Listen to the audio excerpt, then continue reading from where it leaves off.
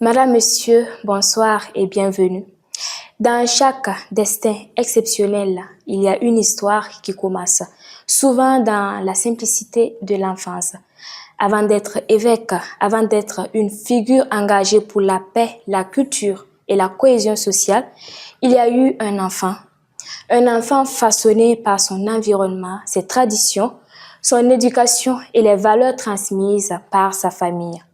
Ce soir, dans votre émission Ils ont marqué l'histoire, nous vous proposons de remonter le fil du temps pour découvrir les premières années de vie de Monseigneur Anselme Titiama, comprendre d'où il vient, ce qui l'a construit et comment son enfance a influencé l'homme qu'il est devenu. Déjà, bonsoir Monseigneur. Bonsoir à vous. Et bienvenue dans cette émission. Merci. D'accord. Monseigneur, vous êtes né en septembre 1937, ici même à Bobo-Dioulasso. Oui. D'accord. Et racontez-nous un peu votre enfance à Bobo. Avant tout, je tiens à vous saluer, Oui.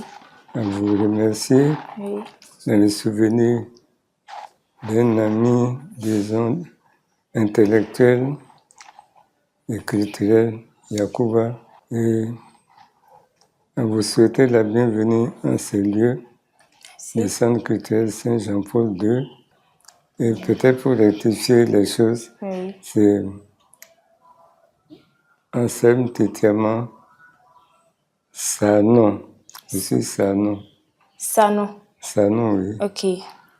L'autre élément, alors, je suis né en fait en septembre 1936. 36, ok. Mais comme c'est né vers, on nous a donné des âges comme cela. Bon, et au temps du ministre Issouf, pour les raisons diplomatiques Oui. et de voyages nombreux, alors mon passeport porte décembre 1937. Ok. Comme je suis né vers, mais le vrai c'est Oui. peut-être même un 4 septembre 1936. Ok. Alors, je suis né dans ce gros village qui en ce moment était Kividoué. Kividoué, ça signifie sous Biroko. Ok. Et oui, je suis né dans ce petit village qui est devenu maintenant la grande ville de Bobo-Dioulasso. Mais de mon enfance, on disait Bobo-Dioulasso, 30 000 habitants, n'est-ce pas? Oui. Et nous, on était heureux de voir qu'on était nombreux par rapport à d'autres villages. Oui. J'ai essayé de voir un peu les origines. Bon, et mes aïeux là, ils vivaient avec les cellules. Je ne sais pas si vous avez les cavités, les tours, les grottes qui sont autour de la ville. Oui. À mon enfance, on allait avec les grand-mères là-bas qui allaient tisser leur panier. Donc ils étaient là, mes aïeux. Et petit à petit, ils sont sortis, ils sont mis sur ce coteau-là, Oui. où vous avez jusqu'ici les symboles de fondation du village, Oui. les pyramides et puis l'art libyen. Bon, évidemment, entre le XIIe siècle Oui. et le 19e, 20e siècle, dont je fais partie, il y a une distance. Alors, à ma naissance, j'avais, disons, mon grand-père paternel Oui. qui était vivant Bouroma. Les maisons, les habitations sont encore là-bas. Et c'est tout près de la grande mosquée. Oui. Si vous vous tenez du côté est, donc, et en laissant la mosquée à votre gauche, Oui. bon, la rue qui part de la mairie pour traverser la ville, séparait les deux blocs. D'accord. Parce que dans la tradition des Bobo Mandara, si un étranger vient, on lui donne où loger, mais en dehors de l'habitation des autochtones, quoi. Oui. C'est ainsi que, donc à partir de Kividoué, en allant vers l'ouest, vous avez la grande mosquée. Ensuite, il y avait le temple protestant, Oui. qui est devenu maintenant une auberge. Mais plus loin, il y a le nouveau temple protestant. Ok. À tel point que j'ai grandi avec ce qu'on appelait les protestants. D'accord. Dans la famille, mon grand-père Boroma avait 3 garçons, je crois, et 4 filles. Et l'aîné des garçons, c'était mon papa. Oui. Télé, qui est Télé, c'est-à-dire le numéro 1, quoi. Oui. Ensuite, il y avait Kessra, il y avait Kalfa, ainsi de suite. Bon, et le soir, on était dans les casemates, là. Oui. Comment ça se présente? Vous avez en bas l'habitation des enfants avec leur maman. Vous avez un escalier ou une échelle pour grimper sur la terrasse. Oui. Alors, c'est là que les hommes se retrouvent. Ok. Bon, mais pour certains repas, on se retrouvait tous les enfants avec les papas ensemble. Et ça, c'était le grand repas. Certaines fois, on était autour de 18, hein, Oui. en cercle, hein, autour des mêmes plats de thon ou de couscous Oui. ou de haricots aussi. Oui. Donc, préparé selon ce que chacune des femmes avait reçu pour le La repas. cuisine, ok. Et comment était votre relation avec votre papa? Avec mon papa, Oui. bon, ma relation avec mon papa passait par mon relation avec mon grand-père. Comme de ce temps, Oui. en fait, le grand-père est là et il ne sort pas, sauf pour des occasions que j'évoquerai tout à l'heure. Oui. Bon, alors le papa, lui, sort pour aller au champ en période de culture avec ses autres frères. Et c'est du côté du marché actuel et de la cathédrale. C'était nos champs là-bas, j'ai cultivé là-bas. Ok. On était aussi au champ, au masque de ce côté-là. Alors les hommes sont sortis. En saison sèche, ils sortent parce qu'il y a des réunions pour les hommes ou bien il y a telle manifestation. Alors j'étais à côté de mon grand-père, étant l'aîné de son aîné, quoi. Oui. Et c'est lui qui me faisait sortir. S'il doit sortir, de ce temps, chacun, les notables venaient avec sa chaise, quoi, son petit tabouret. Il dit, quelqu'un, prends ça. Alors je prends, ça me fait assister à ce qui se passe. On dit, les enfants ne comprennent pas. Même si tu comprends, il ne faut pas en parler. Bon, alors si bien que le plus beau temps de la journée, et parfois même des soirées, c'était avec le grand-père. Mais il se trouve que mon grand-père est de Kividoué, de la Soba, et ma grand-mère est de Tounouma. Ok. C'est à partir de quel âge vous avez été inscrit à l'école et comment s'est passé les conditions? C'était dans quel contexte? Enfin, je suis rentré en septembre, octobre plutôt, 43. Alors, c'est lié un peu aussi à ce que je voulais dire de ma grand-mère, qui était de Tounouma. Donc, ma mère est de là-bas. Oui. Et par exemple, pour donner mon nom, c'est mon grand-père paternel et ma grand-mère maternelle qui ont choisi le nom. Ok. Quand on dit Mouti Tiaman, c'est toute une prière. Mouti Tiaman Wurofrema. Ok. Si celui qui est pour la vérité, que Dieu l'aide. D'accord. Alors, on peut dire Mouti Tiaman Wurofrema, mais c'est trop long, on dit Mouti Tiaman ou bien Tiaman. Voilà. Alors, parfois, ma grand-mère me demandait à tout moment, et bon, on venait me chercher au début sur le dos pour traverser le Wé. Il n'y avait pas de point, hein, Oui. mais ça faisait parfois une largeur de 23 mètres.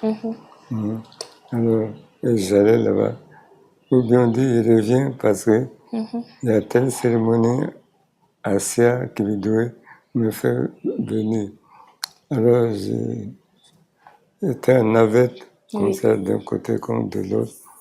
Et voici que l'école coloniale est venue s'installer à Kunima. Bon, maintenant, il y en a qui disent, bon, de mon côté, l'école centre, nous disions. C'était surtout pour les civilisés, quoi, comme on Oui. disait, les fonctionnaires ou bien les commerçants. Oui. Bon, à la fin de la guerre, les colonisateurs ont décidé de faire une école Oui. non plus régionale, mais communale pour les indigènes. Maintenant, vous dites endogène, de notre temps, c'était les indigènes, Ok. les braves indigènes. Et de faire des lotissements, quoi. Sinon, existait Kunima, de mon côté, Oui. Sikasso Sera, et puis le début de Farakan. Et puis, de l'autre côté, tout le monde avait été déguerpi Oui. autour des années 30, au site actuel où il se trouve. Alors, la décision de l'école communale étant prise, c'était à Farakan. Oui. Mais il faut bien se comprendre. Vous partez de Kividoué, Oui. vous avez la résidence du chef de canton, Ok. vous avez une place, la place Warawara, qu'on partageait avec les Dafim, Marca maintenant. Oui. Et après, vous avez le grand boulevard là. Et Farakan commence à cet endroit. Oui. Et donc, nous, on traversait ce boulevard sans savoir que c'était un boulevard. Donc, jusqu'à présent, nous avons nos maisons Oui. paternelles là-bas, Ok. avec d'autres familles. Bon, et que ce soit du côté des fonctionnaires ou bien des commerçants là-bas. Alors, l'école Farakan, en ce moment, était en bout de ville, quoi. Ok. Et c'est après qu'elle a été amenée à l'emplacement où elle se trouve actuellement. Alors, pour recruter à l'école Farakan, on faisait comme d'habitude. Oui. Ça signifie quoi? C'est le code indigène. On a besoin de soldats. Oui. Chaque chef de famille donne un contingent. On a besoin d'arachides ou pour les huileries. Chaque famille, chef de boiterie, quoi, donne, voilà, peut-être 3 tonnes comme ça. Ok. On a besoin d'accueillir des visiteurs, par exemple de la santé, à Tirpano. Alors, chaque famille donne 3 poulets. Oui. C'était des choses comme ça. Alors, et c'est ce qui s'est passé. Chaque famille devait donner donc au moins un garçon ou une fille pour l'école. Ok. Alors, mon grand-père a donné mon cousin, qui lui est parti à Farakan. Alors son fils Benjamin Abel, qui avait suivi chez les missionnaires, lui a dit, tu aimes tellement ton petit-fils là, que si tu veux le garder proche de toi, il faut le mettre à l'école de la mission, qui venait d'être fondée d'ailleurs à Toulon. Ok. Ce qui fait que le grand-père a accepté que je sois inscrit à l'école de Toulon. Ok. Et résident chez ma grand-mère maternelle à Toulon, quoi. Seulement presque chaque mois, il fallait 1 ou 2 fois partir à Siagra-Soba, n'est-ce pas? Ok. Mais je me trouvais à l'aise des 2 côtés, parce que pour les oncles, un neveu, c'est précieux. Et puis, c'est une famille qui était assez nombreuse. Oui. Alors, je suis resté là-bas de 1943 à 48. Ok. Entre-temps, comme nous suivions l'école,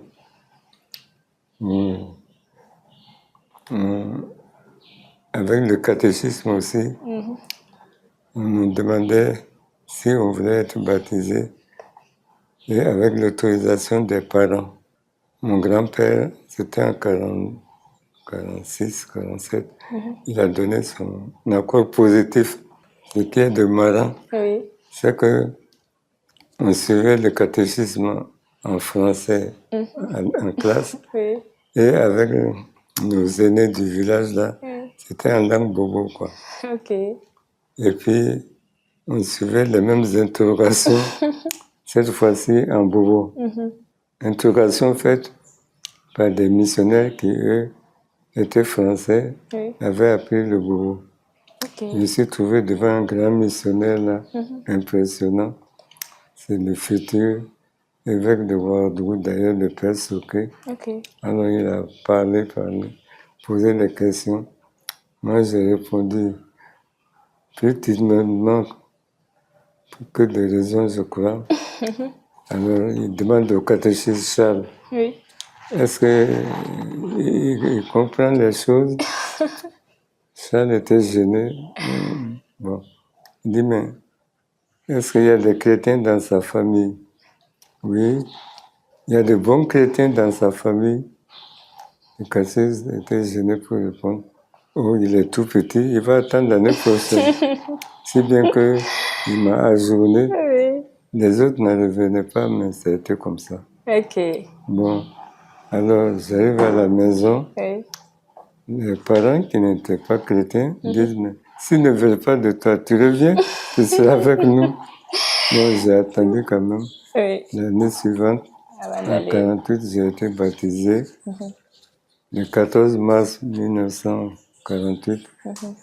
Et puis, à la rentrée suivante, octobre, on nous a amené un petit groupe là, au pays d'Agali à Dano. D'accord. C'est là-bas, j'ai mis les pieds à Bondegui, si quelqu'un comprend. Donc en septembre 1948. Ok. Puis on a continué à Dibougou, on a fait l'école à Dano. Oui. Pour l'entrée en 6e et le certificat, on a été faire ça à Gawa. D'accord. Juin 1949. Ok. Quand je suis arrivé au pays d'Agali, où il y avait également une religieuse là, elle était vraiment de temps, quoi. Que ce soit le catéchisme, que ce soit un cours comme ça, c'était vraiment du niveau, quoi. Ok. Et à tel point que ensuite, quand elle est rentrée et que je suis devenu prêtre, on s'est retrouvés encore en France. Et elle a même écrit un livre qu'elle m'a fait préfacer. Ok. Oui. D'accord. Est-ce que étant enfant, Monseigneur a été initié quand vous étiez enfant? Bon, certainement, vous trouvez chez mon frère mon livre « Tierce Église, ma mère ». C'est-à-dire, la conversion d'une communauté païenne au Christ. Ok. C'est de 1970. Alors, je vois, on emploie facilement le terme initiation maintenant. Bon, c'est le Bobo, Madare, et dans ma famille, à proprement parler, les fondateurs, nous sommes chargés de la jeunesse, des masques et de l'initiation. Ok. Alors, ce qui fait que certains parcours sont raccourcis, quoi. Dès 4-5 ans, Ok. on va te faire l'initiation en masse, quoi. Mais en famille, hein, Ok. parce que je dis, pour cela, il faut que l'enfant ait l'air de discrétion, quoi. Je dirais qu'il distingue le pain ordinaire du pain spécial, quoi. Oui. Qu'il sache que Khalifa est Khalifa. Mais si le masque est là, c'est le masque, hein, ce n'est pas Khalifa. Bon. Oui. Donc, à 4-5 ans, j'ai passé par là avec des cousins. Ok. Alors, à partir de cela, on était inscrits dans le système de groupe d'âge, quoi. Donc, j'ai suivi cela une seule fois. Ok. Parce que l'école étant là, on était quelques-uns à être à l'école. On dit, ah, ils doivent aller en classe. Et puis bon, c'était pas toujours vrai, mais on avait donc un accord de principe. Si bien que un des traits de l'initiation, c'est de trouver un parrain, quoi, Ok. qui t'apprenne la langue secrète, qui te permette, quand tu es à l'initiation, de pouvoir converser Ok. avec les autres. D'accord. Bon, j'ai bénéficié de ça. Malheureusement, ça n'a pas été aussi long que je veux. Ok. Bon. Ok, monseigneur, nous tirons vers la fin de cette première partie. Et la toute dernière question, y a-t-il un secret sur vous que l'on ne sait pas? Si je dois faire la confession publique, bon, c'est-à-dire, quand je prends mon parcours, il y a eu des événements, je dis, mais dès que quelqu'un est impliqué ou bien, je dis, c'est secret entre nous, comme disaient nos aînés. Bon, si on a décidé de le dire, on le dit.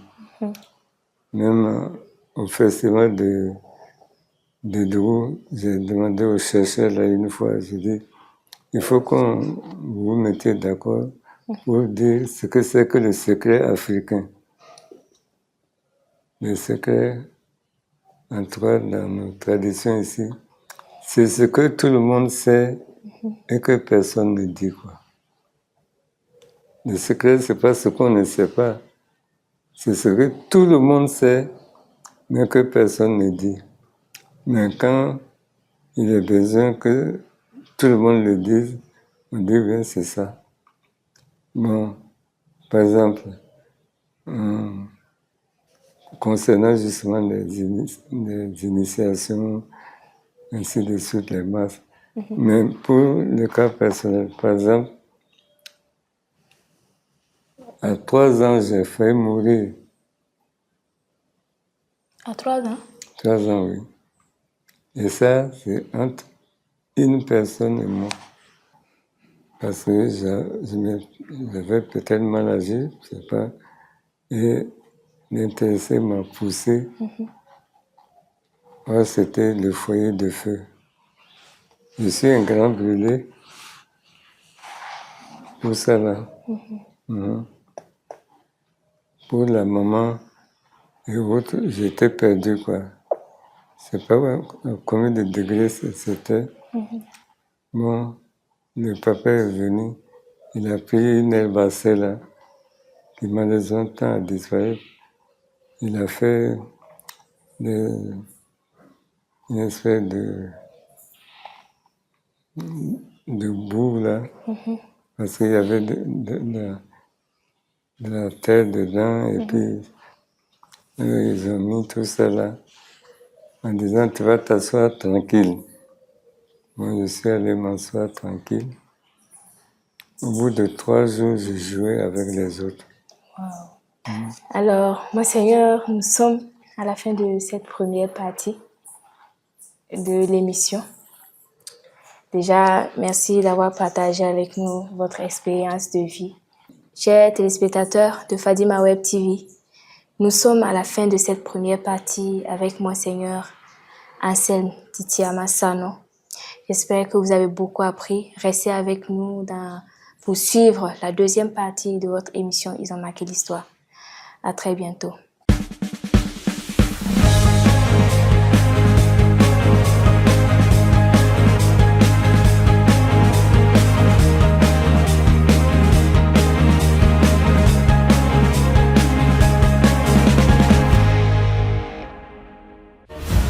Fadima Web TV, les racines de l'actu.